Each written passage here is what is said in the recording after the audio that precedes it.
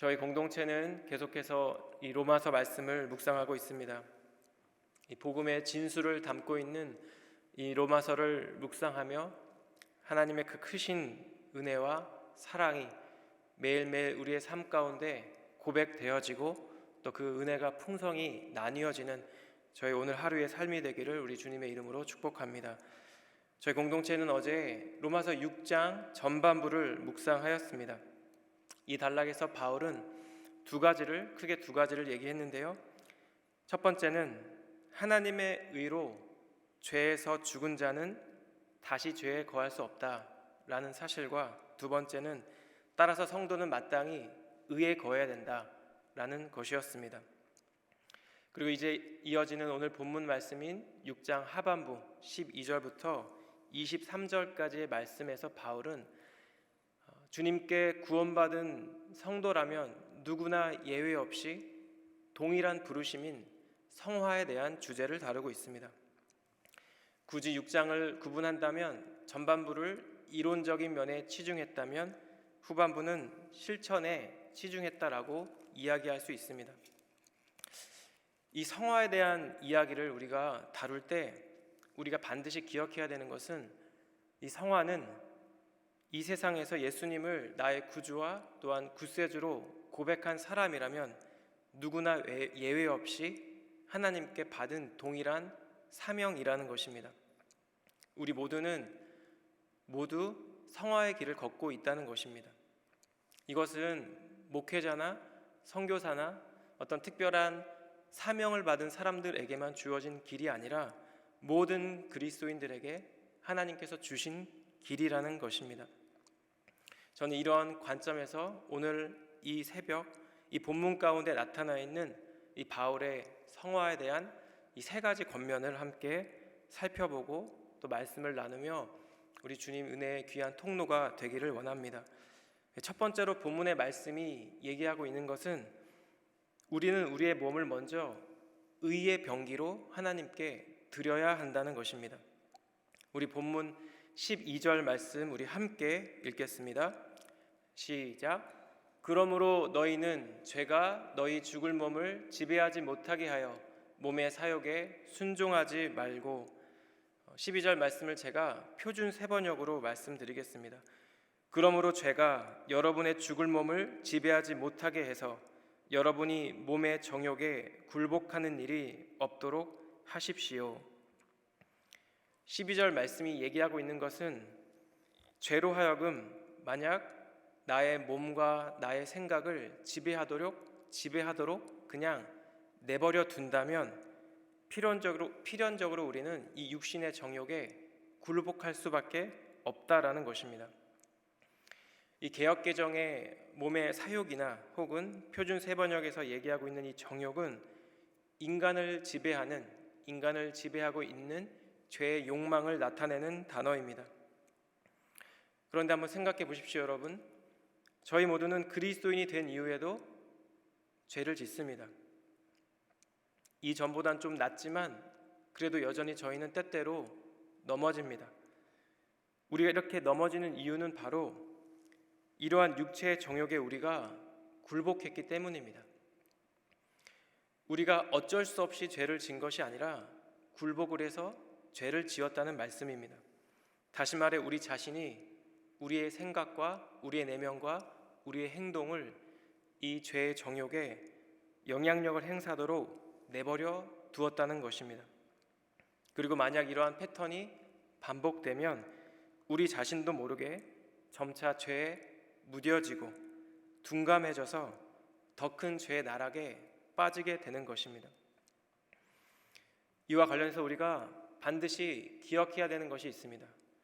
그것은 죄의 종노릇하던 옛 자아로는 저희는 죄를 이길 수 없었습니다. 그런데 이제 그리스도와 연합하여 죄와의 관계가 아예 끊어진 지금은 충분히 죄에 맞설 수 있고 얼마든지 물리칠 수가 있다는 사실입니다. 여러분, 죄에 그토록 연약했던 우리가 이렇게 행할 수 있는 이유가 무엇일까요? 성경은 그 이유가 바로 우리 안에 성령이 계시기 때문이라고 얘기하고 있습니다. 우리 갈라디아서 5장 16절 말씀입니다. 내가 이르노니 너희는 성령을 따라 행하라. 그리하면 육체의 욕심을 이루지 아니하리라. 25절 말씀입니다. 만일 우리가 성령으로 살면 또한 성령으로 행할지니.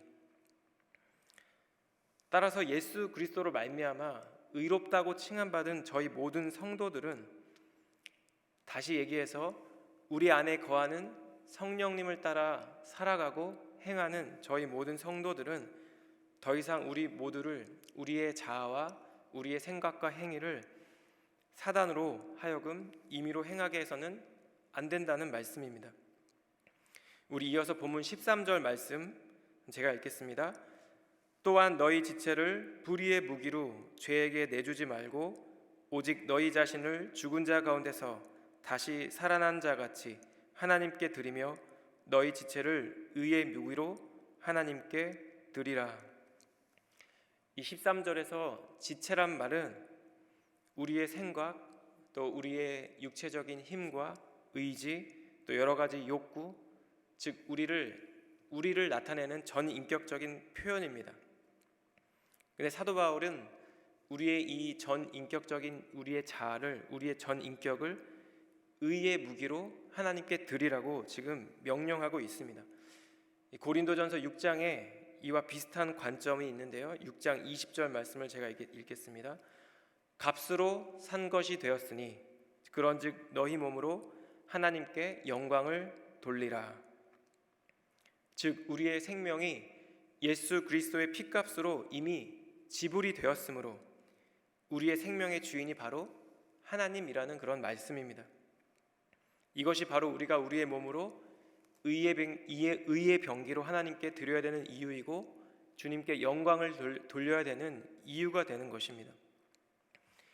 이제 본문 14절 말씀에는 바울이 우리의 옛자를 통치했던 그 강력한 죄가 더 이상 우리를 왜 지배하지 못하는가, 그 이유를 지금 나타내고 있는데요, 밝히고 있는데요.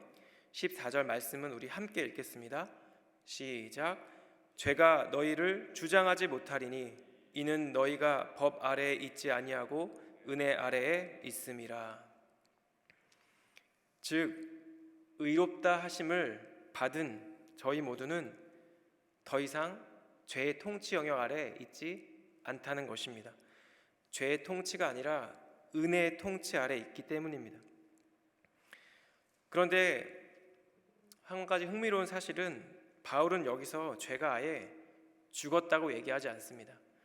죄는 이제 더 이상 여러분들에게 영향력을 행할 수 없을 만큼 죽었다라고 얘기하지 않고 우리가 죄의 통치 아래 있는 게 아니라 하나님의 은혜의 통치 아래 있다고 얘기하고 있다는 것입니다. 죄는 여전히 우는 사자와 같이 자신이 지배할 영혼을 찾아서 활동한다는 그런 뜻입니다. 제가 이 설교를 준비하면서 이제 주석을 찾아봤는데요. 함께 살펴본 12절에서 14절 이 말씀을 주석하면서 머레이라는 이 신학자가 넣었던 코멘트가 제 마음에 많이 와닿았습니다. 그것은 이 성도들의 몸을 의의 병기로 하나님께 드리라는 이 사도 바울의 이 명령이 분명히 죄의 지배 아래에 있는 사람들에게 하는 명령이 아니라는 것입니다. 더 쉽게 얘기해서 로마 시대에는 많은 신분들이 있었죠. 그 중에 많은 비율을 차지하는 것이 노예였습니다. 그런데 여러분 생각해 보십시오. 아직 노예의 신분인 사람에게 노예처럼 생각하거나 행동하지 마, 이렇게 얘기하는 것은 그의 노예됨을 조롱하는 것입니다. 그런데 만약 주인의 한량없는 은혜를 입어서 자유인이 된 노예가 있다고 생각해 보십시오. 그 사람은 때로 여전히 자신의 예전 생활 방식대로 살았을 것입니다. 주인의 눈치를 보고 주인이 어떤 말을 할지 계속 살폈을 것입니다. 그런데 그 주인이 노예에게 이렇게 얘기하는 것입니다. 노예였던 그 자유인에게 이렇게 얘기하는 것입니다. 노예처럼 생각하고 행동하지 말라. 왜냐하면 그는 노예가 아니기 때문입니다. 예수님을 믿기 전에는 죄를 미처 깨닫지 못하거나 혹은 우리의 양심으로 깨닫더라도 우리는 저항하기 불가능한 존재였습니다. 그런데 이제 우리는 얼마든지 죄를 깨달을 수 있고 또 얼마든지 죄를 거부할 수 있으며 거부해야 한다는 것입니다. 죄는 아마도 여러분과 제 안에서 상실했던 자신의 통치권을 회복하기 위해 몸부림을 칠 것입니다. 저와 여러분들을 누구보다 잘 알고 있는 사단은 그 연약함을 지속적으로 파고들 것입니다. 우리의 약점을 건들 것입니다. 사단의 이러한 전략을 알고 있는 우리가 해야 될 것은 먼저는 이제는 죄에 대하여 죽고 의에 대하여 사는 우리의 신분과 정체성을 바로 깨닫는 것입니다. 우리는 더 이상 노예가 아니기 때문입니다. 그리고 죄의 유혹을 느끼는 그 순간순간마다 우리 안에 거하시는 성령님께 도우심을 구하는 것입니다. 이제는 의의 병기로 우리의 몸을 하나님께 드리기로 결단할 때 주님께서 분명 한 사람 한 사람 그 사람을 도우실 것입니다. 때때로 우리가 육신의 정욕에 이끌려 넘어질 때가 있습니다. 하지만 그럴 때라도 우리의 죄를 깨닫게 하시고 우리로 부끄러움을 느끼게 하시고 우리로 수치심을 느끼게 하시는 그 하나님께 다시 한번 긍휼과 은혜를 구하며 그 은혜에 감사하며 하나님 아버지 앞에 나아가야 할 것입니다. 왜냐하면 우리는 이제는 법 아래 있지 아니하고 은혜 아래에 있기 때문입니다. 사랑하는 우리 한우리 성도님 한 분 한 분의 삶 가운데 오늘 하루의 삶 가운데 그렇게 우리 성령님의 도우심 가운데 우리의 전 인격을 또 우리의 삶의 한 순간순간을 의의 병기로 우리 주님께 드리는 그런 오늘 하루의 삶, 오늘 하루의 삶을 통해 우리가 아주 조금이라도 성화의 길을 걸어가는 그리고 예수님을 닮아가고 사랑하는 오늘 하루의 삶이 되기를 우리 주님 이름으로 축복합니다. 우리 두 번째로 본문의 말씀이 권면하고 있는 것은 은혜 아래 있는 자들은 의의 종으로서 거룩한 삶을 살아야 한다는 것입니다. 본문 15절 말씀을 제가 읽겠습니다. 그런즉 어찌하리요 우리가 법 아래에 있지 아니하고 은혜 아래에 있으니 죄를 지으리요 그럴 수 없느니라. 사도 바울은 이 15절 말씀에서 그럼 만약 우리가 이제는 죄의 법, 율법 아래가 아닌 은혜 아래에 있다면 그렇다면 죄를 지어도 좋은 겁니까? 라고 묻고 있는 것입니다. 즉 은혜 아래에 있으면 우리가 회개하면 하나님께서 모든 것을 사하여 주시니 내 맘대로 살아도 된다는 것입니까? 라고 물어보고 있다는 것입니다. 그런데 바울은 단호하게 뭐라고 대답합니까? 그럴 수 없다 이렇게 대답하고 있습니다. 하나님의 은혜 아래에 있는 저와 여러분들은 모두 분명히 죄에서 해방된 사람들입니다. 우리가 만약 넘어지더라도 우리가 전심으로 회개한다면 하나님께서 우리의 죄를 사해 주실 것입니다. 그것은 분명 맞는 말씀입니다. 그러나 주님께서 우리 모두를 이 죄로부터 자유하게 하셨다고 해서 그것이 우리 마음대로 살아도 된다라는 뜻은 아니라는 것입니다. 말씀을 묵상하며 요한복음 8장에 등장하는 가늠하다가 현장에서 잡힌 이 여인의 이야기가 생각이 났습니다. 당시 예수님을 책잡기 위해 혈안이 되어 있던 바리새인들과 서기관들이 아마도 이것이 너무나 좋은 기회라고 여겼던 것 같습니다. 현장에서 그 여인을 잡아서 원래는 율법에 의하면 바로 돌로 치는 것이 맞는데 그 여인을 잡아 예수님 앞에 둡니다. 그리고 이렇게 예수님께 묻습니다. 모세는 율법에 이러한 여자를 돌로 치라 명하였거니와 선생은 어떻게 말하겠나이까? 이렇게 추궁하듯 예수님께 물어보는 질문하는 그들에게 예수님께서 하신 행동은 무엇입니까? 땅에서 무언가를 쓰신 다음 이렇게 되묻습니다. 너희 중에 죄 없는 자가 먼저 돌로 치라. 사실 율법적인 관점에서 예수님의 이 대답은 율법을 어긴 것입니다. 왜냐하면 율법에 의하면 그 여인은 돌로 쳐 죽어야 하기 때문입니다. 그런데 예수님의 이 말씀을 들은 사람들이 당신의 말은 율법에 위배됩니다 라는 말을 하지 아니하고 양심에 찔려 한 명, 두 명 슬그머니 그 자리를 떠나고 맙니다. 그리고 마침내 그 여인만 남게 되었습니다. 그리고 예수님께서 그 여인에게 이렇게 말씀하셨습니다. 요한복음 8장 10절과 11절 말씀입니다. 예수께서 일어나사 여자 외에 아무도 없는 것을 보시고 이르시되 여자여 너를 고발하던 그들이 어디 있느냐 너를 정죄한 자가 없느냐 대답하되 주여 없나이다. 예수께서 이르시되 나도 너를 정죄하지 아니하노니 가서 다시는 죄를 범하지 말라 하시니라. 우리는 이 여인을 이미 용서하시고 다른 사람들처럼 정죄하지 않으시는 이 예수님의 긍휼의 마음과 더불어 다시는 죄를 범하지 말라고 말씀하시는 이 권면도 기억해야 할 것입니다. 왜냐하면 저희 모두는 이제는 우리 본문 16절 말씀과 같이 그리스도의 지배 아래 거하고 있는 사람들이기 때문입니다. 16절 말씀을 제가 읽겠습니다. 너희 자신을 종으로 내주어 누구에게든지 순종하든지 그 순종함을 받는 자의 종이 되는 줄을 너희가 알지 못하느냐 혹은 죄의 종으로 사망에 이르고 혹은 순종의 종으로 의에 이르느니라. 사랑하는 여러분, 종이란 무엇인가요? 우리는 현재 신분제도상 종이 없는 시대에 살고 있습니다. 종이란 자신의 의지와 자신의 생각이 없는 사람입니다. 오직 주인의 요구에만 따라 행동하는 노예를 가리키죠. 그런데 본문 17절 말씀은 저희 모두가 본래 죄의 종이었다고 얘기합니다. 하나님께 감사하리로다.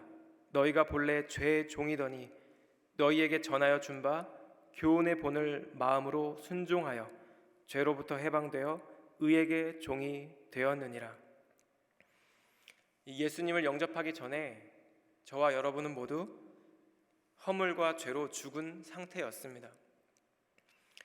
성경에 따르면 본질상 진노의 자식들이었습니다. 이렇게 우리가 우리의 옛 자아가 어떠했는지를 깊이 묵상하고 깨달을수록 그리스도인에게 주어지는 이 은혜와 축복이 얼마나 큰지를 깨닫게 될 것입니다. 우리 안에 이 신분의 변화, 정체성의 변화, 우리 존재의 변화를 깊이 깨닫는다면 저희 모두는 이 사도 바울의 고백과 같이 하나님께 감사하리로다, 하나님께 감사하리로다, 이 감격에 찬 고백을 할 수 있을 것입니다. 이렇게 우리가 그리스도의 복음에 대해 순종하게 되면 18절 말씀과 같이 우리는 죄로부터 해방되어 의의 종이 되는 것입니다. 그리고 이렇게 의의 종이 됨으로써 우리가 이루게 되는 것은 바로 이어지는 19절 말씀에 있는 거룩함입니다. 19절 말씀을 제가 읽겠습니다. 너희 육신이 연약함으로 내가 사람의 예대로 말하노니 전에 너희가 너희 지체를 부정과 불법에 내주어 불법에 이른 것 같이 이제는 너희 지체를 의에게 종으로 내주어 거룩함에 이르라. 하나님께 순종함의 그 길을 통해 의의 길 그리고 최종적으로 거룩함에 이르라는 이 본문의 말씀을 묵상하며 제가 좋아하는 찬양 한 구절이 떠올랐습니다. 아시는 분도 계시고 또 모르시는 분도 계실 텐데요. 김명식이라는 이 찬양 사역자가 부른 승리가 무엇인 줄 아는가입니다. 제가 부를까도 잠깐 생각을 했었는데 좀 아닌 것 같아서 제가 가사를 읽어드리겠습니다. 승리가 무엇인 줄 아는가? 승리가 무엇인 줄 아는가? 더 좋고 편한 가능성의 유혹을 저련히 잘라버리고 오직 주님만 따라가는 것 바로 승리라네. 승리가 무엇인 줄 아는가? 승리가 무엇인 줄 아는가?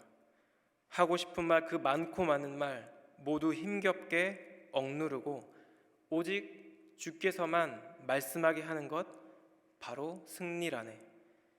결과가 어떠해도 주님만 빛나시고 주님 평안 내 안에 있으면 그것이 바로 승리라. 승리가 무엇인 줄 아는가? 승리가 무엇인 줄 아는가? 치열한 자기와의 싸움을 허옇게 잠재우고 주님만 내 안에 사시게 하는 것, 바로 승리라네. 오직 주님만 따라가는 것, 오직 주께서만 말씀하게 하는 것, 주님만 내 안에 사시게 하는 것, 바로 승리라네. 오늘 우리 함께 읽었던 이 본문의 두 번째 단락의 말씀이 우리에게 제시하고 있는 대로 우리의 이 전인격을 의의 종에 내주어 거룩함에 이르기 위해서는 우리에게 이 순종이라는 것이 필요합니다. 무언가 내가 생각하기에 편하거나 유익한 모든 가능성들을 내려놓고 주님만 따라가는 것이 바로 순종입니다. 내가 하고 싶은, 변명하고 싶은 그 많고 많은 말들을 꾹 참고 주님만 내 안에서 말씀하게 하시는 것이 바로 순종입니다. 결과에 상관없이 오직 주님만 드러나도록 나를 부인하는 것이, 그것이 순종입니다. 그리고 자기와의 그 치열한 싸움을 잠재우고 주님만이 내 심령 가운데 머물게 하시는 것이, 그것이 바로 순종이고 승리라는 것입니다.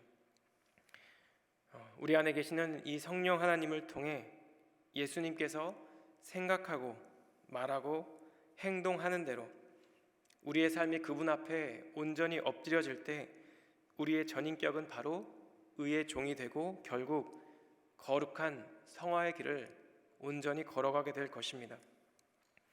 오늘 우리에게 허락된 이 하루의 삶 가운데 이러한 예수님께 엎드려짐이 있고 의의 종으로 드려짐이 있는 그런 복된 삶이 되기를 우리 주님 이름으로 축복합니다. 마지막으로 본문이 전하고 있는 교훈은 이렇게 순종함을 통해 의의 종으로 사는 삶의 결국은 바로 영생이라는 것입니다. 이것은 의의 종으로 사는 삶의 최종적인 결과를 말하고 있습니다. 20절과 21절 말씀 우리 함께 읽겠습니다. 시작. 너희가 죄의 종이 되었을 때에는 의에 대하여 자유로웠느니라. 너희가 그때 무슨 열매를 얻었느냐? 이제는 너희가 그 일을 부끄러워하나니 이는 그 마지막이 사망임이라.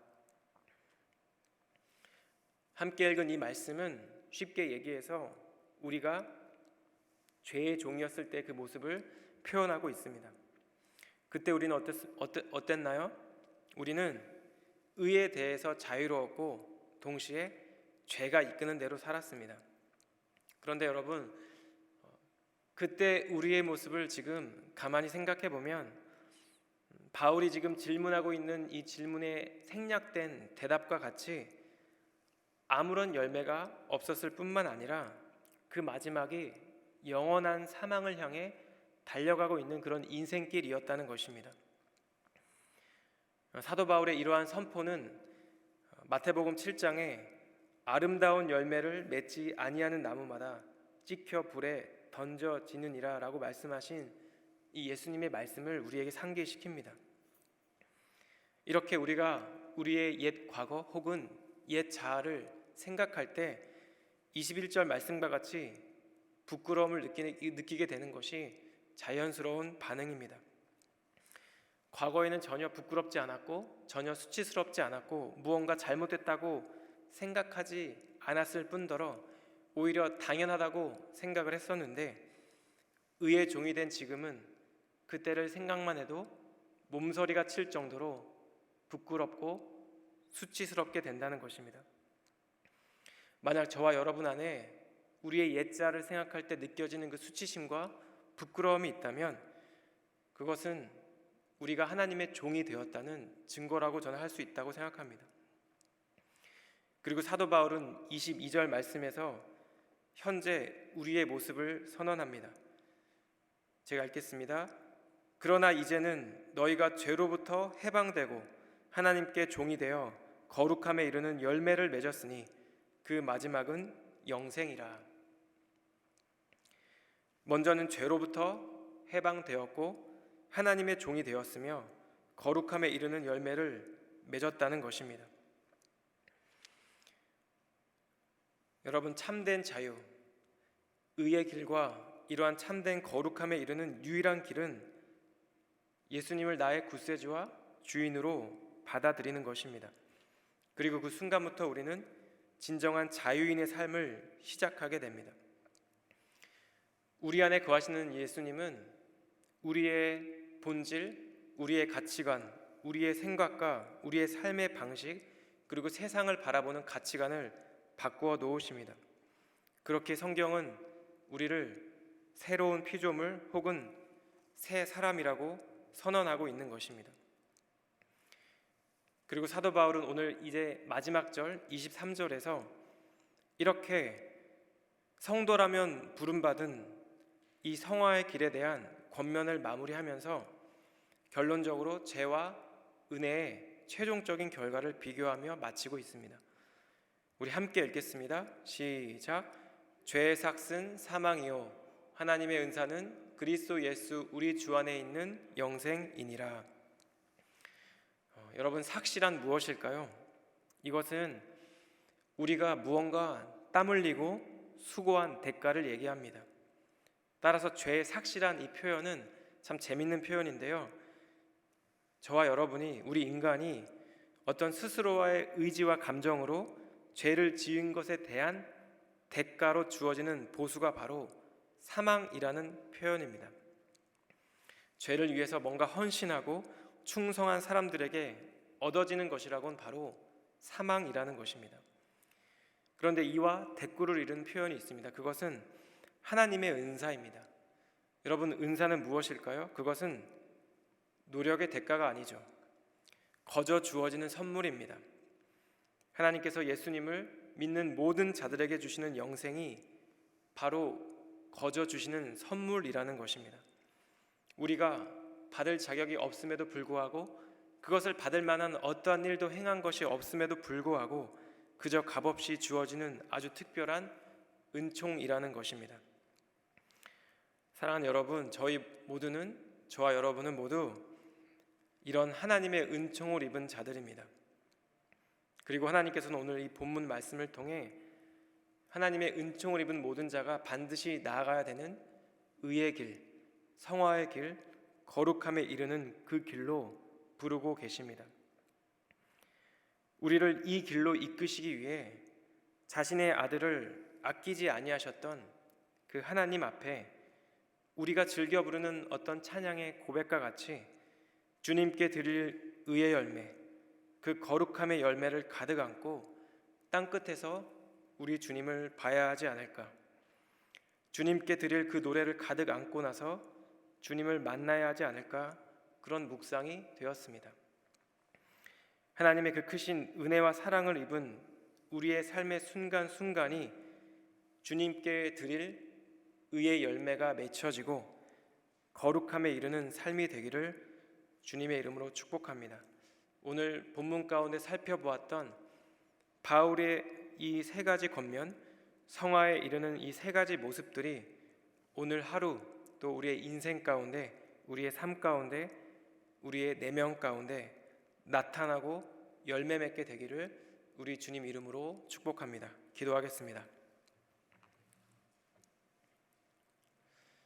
하나님, 이 시간 말씀을 통해 우리의 삶을 돌아보게 하시니 감사를 드립니다. 주님, 죄로 인해 죽을 수밖에 없던 저희 모두를 예수 그리스도의 십자가 보혈로 대속하여 주시고 의롭다 칭해 주시며 하나님의 자녀로 삼아 주신 그 주님의 은혜와 사랑을 우리가 늘 기억하며 마음에 새기며 감사함으로 하나님 아버지 앞에 나아가는 저희 모두가 되기를 원합니다. 하나님, 무엇보다 오늘 말씀을 통해 우리 모두를 의의 길, 거룩함의 길, 그 성화의 길로 부르시는 그 주님의 부르심을 더욱 명확하게 깨닫게 하시니 또한 감사합니다. 하나님, 제 안에 계시는 예수님께서 나의 삶을 통해 주님께서 말씀하시고 주님께서 행하시며 하나님의 영광을 드러내는 저희의 삶이 되게 하여 주시옵소서.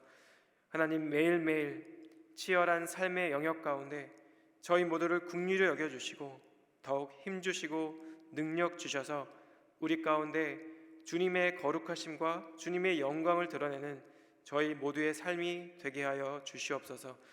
하나님, 오늘 하루도 우리 주님을 바라보며 주님께 나아가는 복된 하루가 되게 하여 주시옵소서. 모든 감사와 영광을 주님께 올려드리며 존귀하신 예수님 이름으로 기도드렸습니다. 아멘.